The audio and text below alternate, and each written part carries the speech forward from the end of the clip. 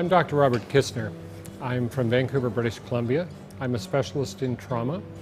And originally I had been working with children who had multiple challenges. And I was interested in finding a tool that could really help their physiology and help them breathe differently. Because many of the people all had dysregulated their breathing in response to the things that had happened to them. I was interested in this because I also believed that in fact, as a result of normal living, stress and trauma, people began to breathe differently, and they needed a tool to be able to evaluate how in fact their breathing practice was occurring. A Capnotrainer is actually a capnometer.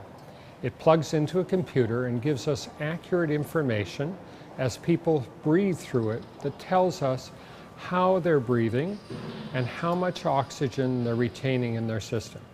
Breathing is what determines our body's pH.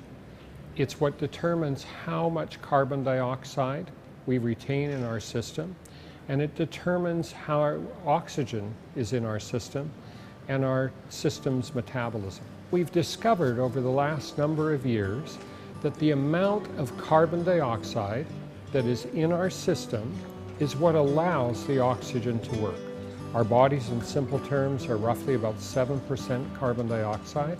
And when the right amount of carbon dioxide is in our system, the way that oxygen works is the very best.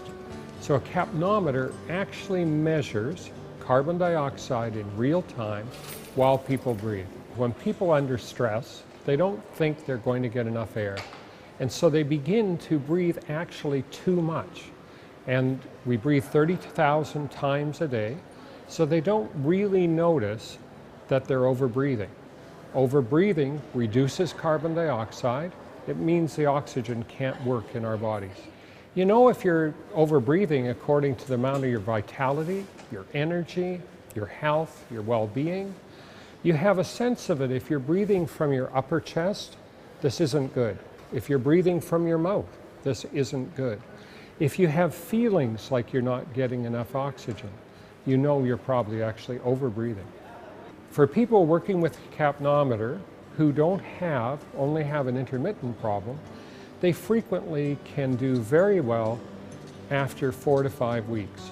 For somebody, for example, who's afraid on an airplane, they can work with a capnometer several times and never be afraid of being on an airplane again because they realize how they're breathing in a situation.